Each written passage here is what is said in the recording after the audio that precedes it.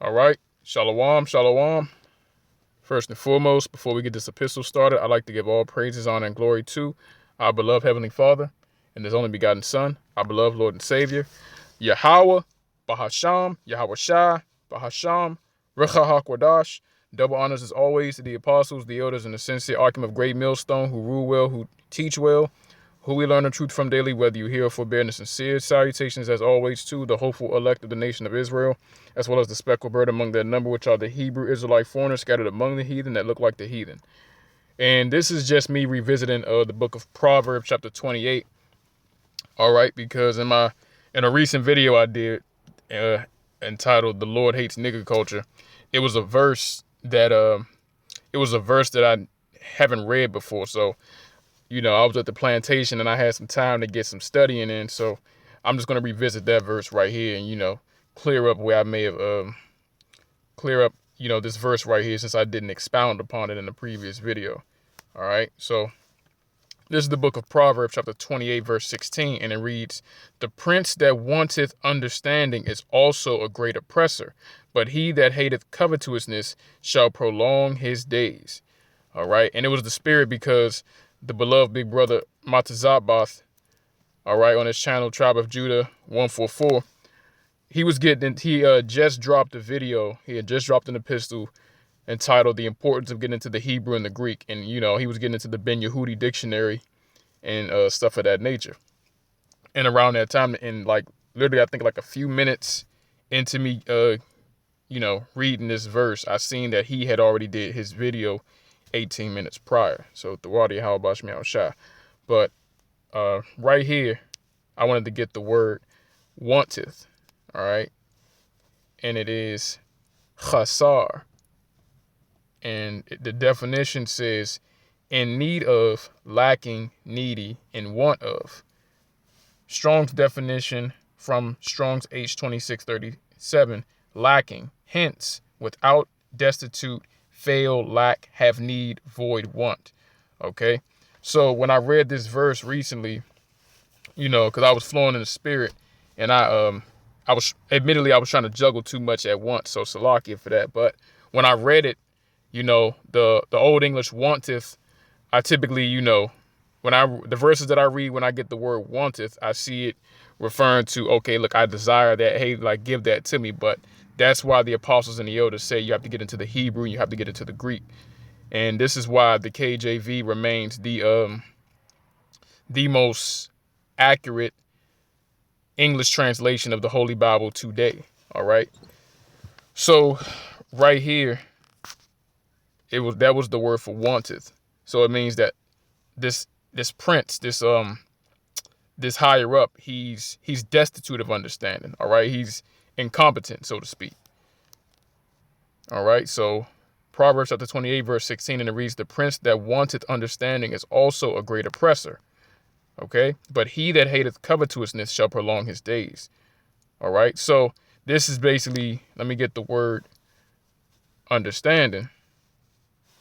All right, and it's the word thabayan, and it's from the Hebrew root bayan, which means to discern, understand, consider.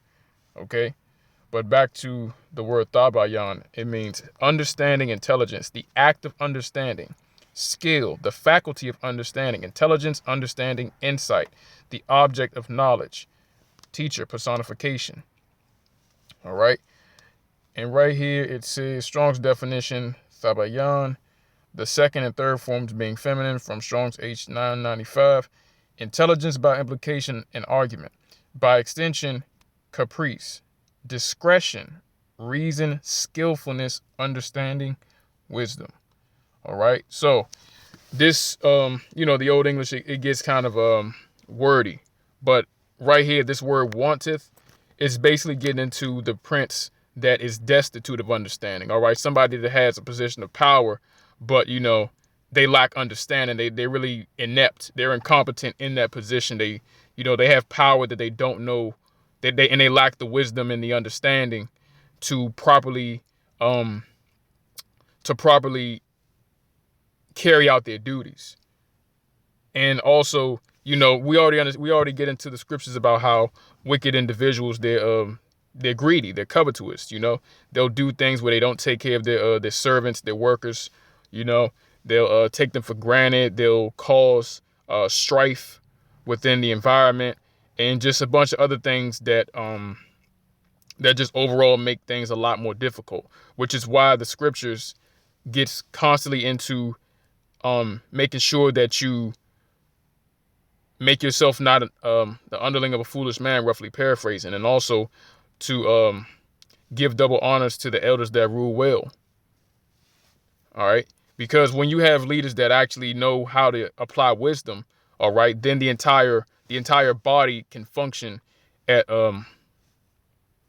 optimal capacity, so to speak. But when you have, a wicked individual as the head, that's where you have problems. And I'm gonna get that precept before I close out Adawan Ratazah. All right. So I'm also gonna get the word oppressor, and the word is my shakwa. All right. So we have the ma, the I, the sha, the kwa, and at the end we have the ha. So my shakwa, definition: extortionate deed, extortion.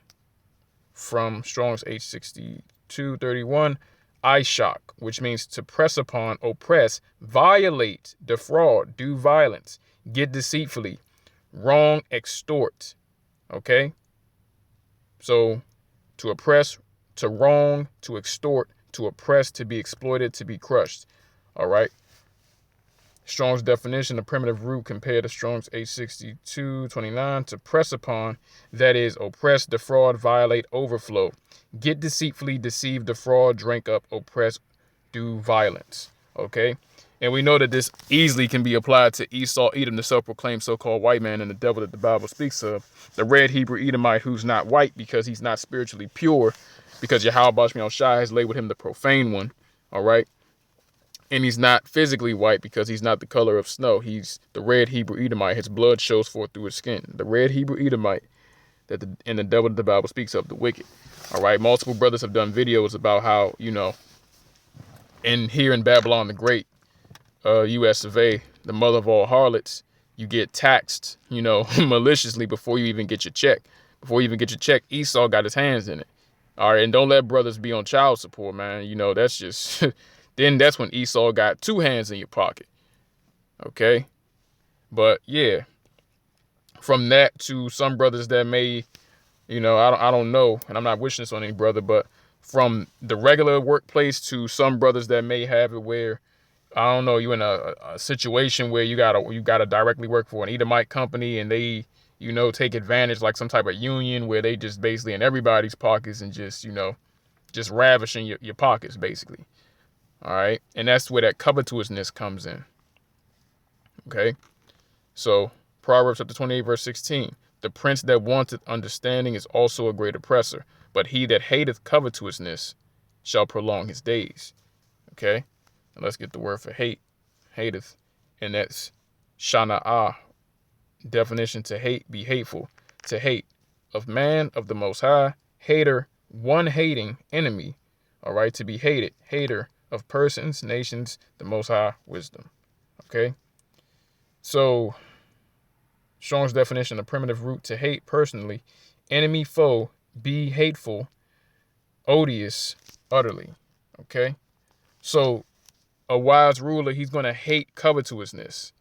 Okay? Because if you don't see anything wrong with being covetous, there's no limit to what you'll do.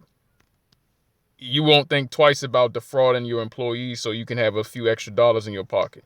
All right. Knowing damn well you could be well off. You could be you could already be waxing fat. You could already be, having more than what you need. You got a good living situation. You got food in abundance. You got money. You know what I'm saying? You got your children taken care of if if that's your situation. But there would be something like when that spirit of covetousness sets in, you start taking from people more than you need to. And then you end up making enemies. Now, a lot of these Edomites, they especially do that because they have it in their head that nobody can touch them. That Lamech mind state of, if Cain would be avenged sevenfold, surely I would be avenged 77-fold. That type of mentality of like, oh, well, the Lord, he said, no one can touch Cain, or vengeance is going to be taken upon him sevenfold. So Esau has it in his head where people are too scared to do things to him. And the things that back Esau up with that mentality is the fact that he runs Babylon the Great, the fact that the law, quote unquote, law enforcement is on his side. He could toss you in jail, he can get you put to death, all types of things. Or, he can make your life hell by, taxing you more, or just anything he can do to set you back. He uses it as a deterrent. And then also, if you wanted to take him to court and stuff like that, then you got to pay probably more money than most Jake makes to get a lawyer that can actually blow the case out the water and just have you straight. But even then, Esau, he's heavy in that too. But this isn't just about Esau. It can also be applied to Jake, because we know Jake is wicked as hell, especially 2/3 of Jake. Salakia. This is geared towards 2/3 of Jake, because 2/3 of Jake will move just like the Edomites. They think that his ways are above the ways of Yahweh Shemi Shai. Now let me get that word covered to us, and the word is Ba-Tazai. We have the Ba, the Tazah, and we have at the end of the word the I. And the definition: profit, unjust gain, profit acquired by violence. Okay? And this is the importance of line upon line, precept upon precept, here a little and there a little. Okay? Because when you get into the Hebrew words, you read a verse and then the precept becomes a lot more clear. Everything stays within the confines of the subject matter. Okay? Strong's definition from H1214, plunder, by extension, gain, usually unjust, covetousness, dishonest gain, lucre, profit. Okay? All right, so let me get the word prolong, Arak. All right. So you have the the Ra, and we also have the Ka. Salakia, the Ka. To be long, prolong, to be long, to prolong days, to make long tent cords, Salakia, to grow long, to continue long. All right. So, pretty straightforward on that part. All right. A ruler, a prince, and let me get that word too, Salakia. So we have the Na, the Ga, and the Da. And then right here, I don't know why I was doing that, Salakia. Let me see something. We have the Na, the Ga, the Ya, and the Da. So we have Nagad and we have Nakiad. Salakia, not outline.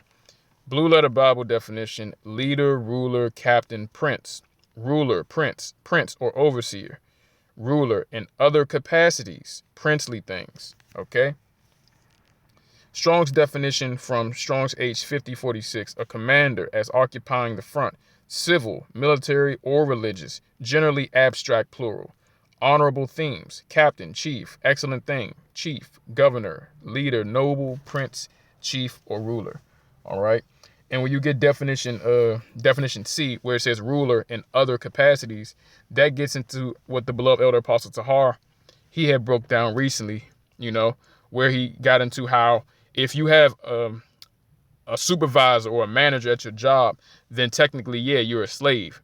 And people get all, razzle dazzled about that. But the point is, it is what it is. There's nothing to be upset about. We understand we in this captivity. We understand we are yet this day in our captivity and subject unto payments. Okay? And understanding that, there's nothing wrong with it, because it just helps you have a better understanding of what goes on, because Yahweh Shemi Shai, he's going to recompense the unjust slavery that we have to serve. All right? That's part of the gospel, the good news. But the point right here is ruler in other capacities. As you can see, the main words that pop up is leader, ruler, captain, prince. So when you hear that, you think about, like how it says down here, either civil or military and religious as well. But it does also get into, on the civil side of things, it does get into economics, like when you in the workplace, whoever's over you, however that little pyramid goes, pyramid scheme, whatever, let me just not say that. Let me just say, however the hierarchy goes, that's who's over you. Slaves, servants, whatever word you want to use, what do? They work for somebody else. All right. Somebody else is over them. They work for their wages. Okay. Now, the point right here with this is, in this precept, this is getting into an unjust individual, one that lacks understanding. Okay. And it's not enough to just say, oh, they're wicked. All right. Because, Jake has already made being wicked. They've made being wicked a badge of honor up under Esau, Edom, the so-called white man, and going after his ways.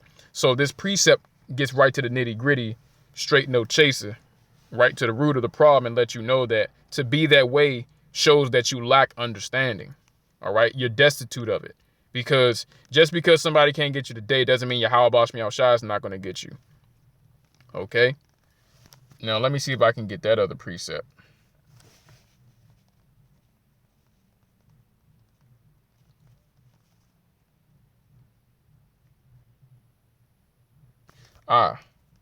Okay. The water help us smell shot. This is the book of Malachi, chapter 3, verse 5, and it reads, "And I will come near to you to judgment, and I will be a swift witness against the sorcerers, and against the adulterers, and against the false swearers, and against those that oppress the hireling in his wages, the widow and the fatherless, and that turn aside the stranger from his right, and fear not me, saith Yahweh Tazabah Awath." All right, now let me get that word, wages, okay? And the word is shakar. Blue letter Bible definition: hire, wages, reward, pay, fare, fee, passage money, okay? Strong's definition from Strong's H7936: payment of contract, concretely, salary, fare, maintenance, by implication, compensation, benefit, hire, price, reward, wages, worth. All right. So when someone defrauds you, when you up under somebody that lacks understanding, they're going to defraud their workers. Okay. And that right there sows the seed of, it sows the seed of bitterness, strife. Okay. Because if you've already been blessed with more than this person, whether it be on the right hand side or the left hand side, the righteous thing to do would be to make sure that your workers are compensated. All right. Because they already have to see you have more than them. They already subject unto you, which is why Yahweh Shai Shai gave us law, statutes, and commandments and precepts and judgments on how to treat each other. Because in Israel, there wasn't, when the law, statutes, and commandments were being kept properly, there wasn't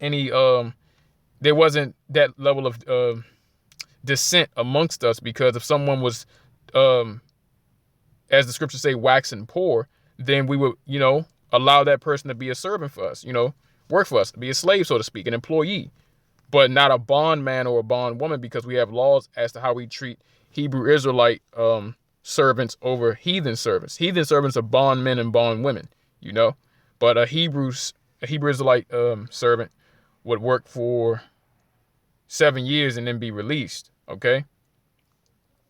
But, the point that I'm making right here is the true understanding, the true wisdom is in the law, statutes, and commandments of Yahweh Bash Me'al Shai, and understanding that the Lord, he's going to get at you if you don't comply. Because it should go without saying, even if you call yourself being a carnal individual, even in the world before Yahweh Bash Me'al Shai woken us up back up to the truth, because we are the true biblical Hebrew Israelites, the so-called Negroes, Latinos, Native Americans, and speckled bird, we always have this uncomfortable feeling when it comes to defrauding somebody. We always feel like, damn, man, that's kind of wrong. I shouldn't do that. Even for the Jake that have done it, Jake may feel messed up on the back end, like probably 5-10 minutes later, or maybe like a day later after he done pondered on it, because that's Yahweh Bash Me'al Shai showing you some remnants of a conscience. Okay. Now, it would be better had you not done it at all, but the main point is, if you keep his laws, statutes, and commandments, you're going to compensate people with, what they worked for. You know what I'm saying? Because the rich, they didn't get rich just by themselves. Yahweh Bash Me'al Shai blessed them with the opportunity to do so. Yahweh Bash Me'al Shai blessed them with the right amount of servants to do the work that they needed to have delegated to. All right. And then from there, by those servants being faithful servants, things started to shake. Things started to move. So it's just wicked for it's wicked for a prince to sit right here and not, you know, to not treat his servants properly, to not give them what they've worked for, you know? Now, this doesn't apply to the heathen in the kingdom or nothing like that. No, because, obviously, yeah, we're going to rule righteously because the law, statutes, and commandments will be in our inward parts. But this mainly is referring to how one Israelite is supposed to deal with another Israelite. Okay? And by defrauding somebody, yes, you do, by proxy, you do oppress the widow, the fatherless, and turn aside the stranger from his right, So that's why Yahweh Shai Shai, even when you get into the law, the Lord lets you know to not oppress the fatherless or the widow, because he'll hear their cry from heaven and make sure that you get put to death by the sword. All right? Because it's as difficult as it is out here, you being a damn thief, it doesn't make anything better. That just alleviates your situation for like 10 minutes, But somebody else, who's already going through a hard time, they got to sit right here and then stress. They got to lament. And then they're going to send up a prayer to Yahweh Shai. Like he said, he's going to hear from heaven. And then, yeah. So let me see if I can get that precept.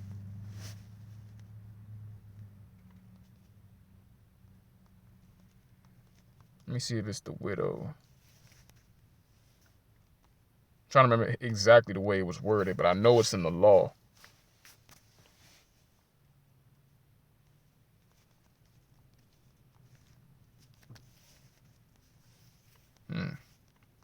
I will hear.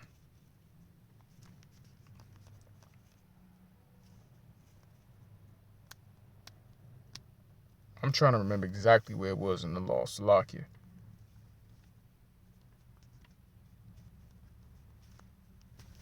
No.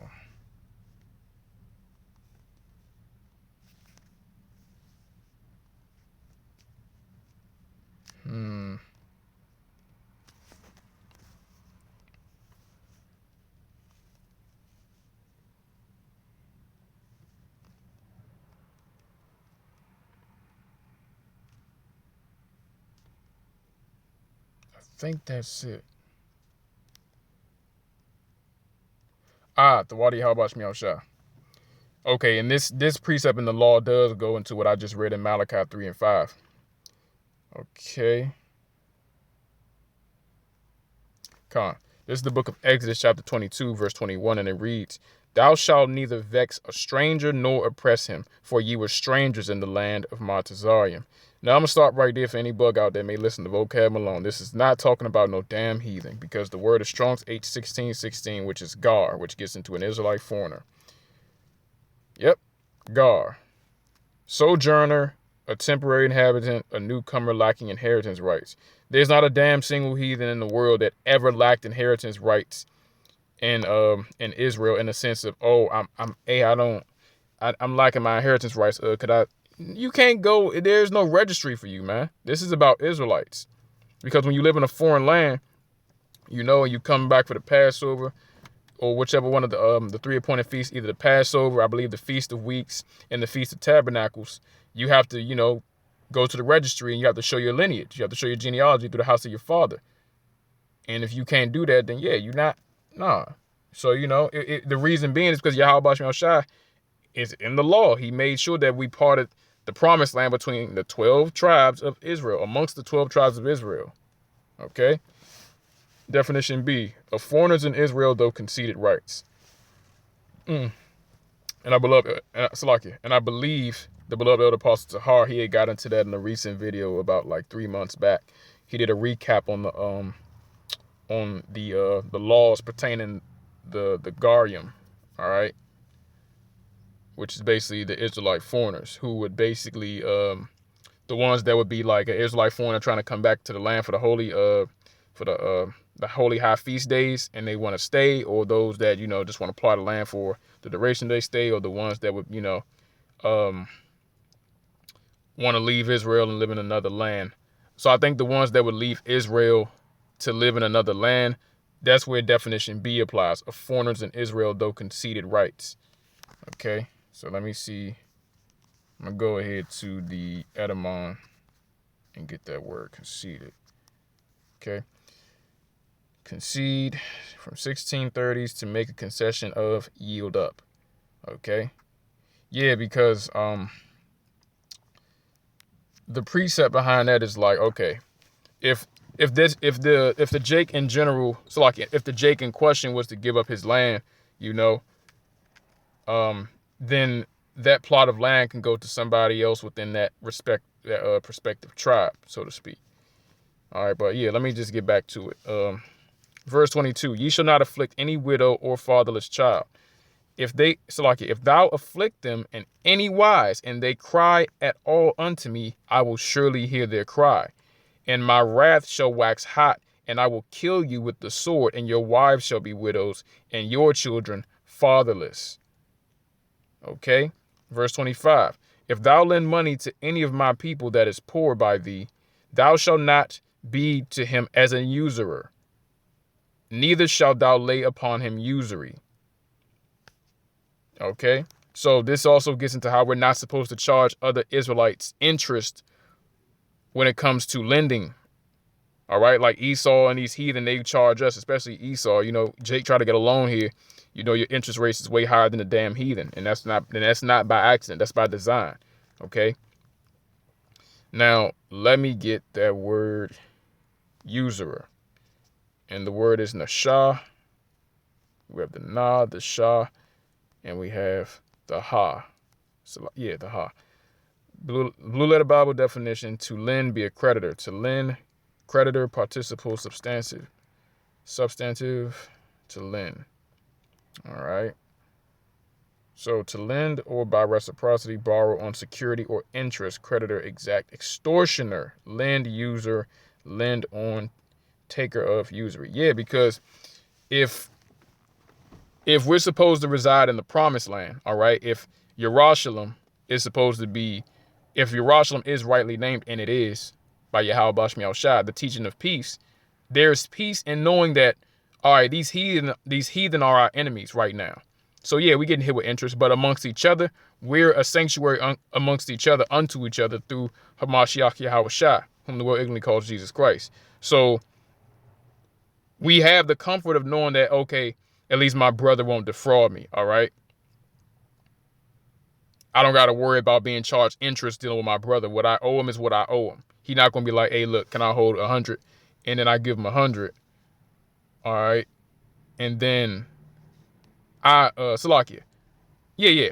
He not gonna be like, hey, could I hold $100? And then I give him $100, and then I'll say, yeah, just pay me back on, pay me back like 7 days from now, pay me back like a week from now, and then when that day comes, I'm asking him for like $200 or some crazy shit. Like, no, even if it's 150, like, why the hell am I doing that?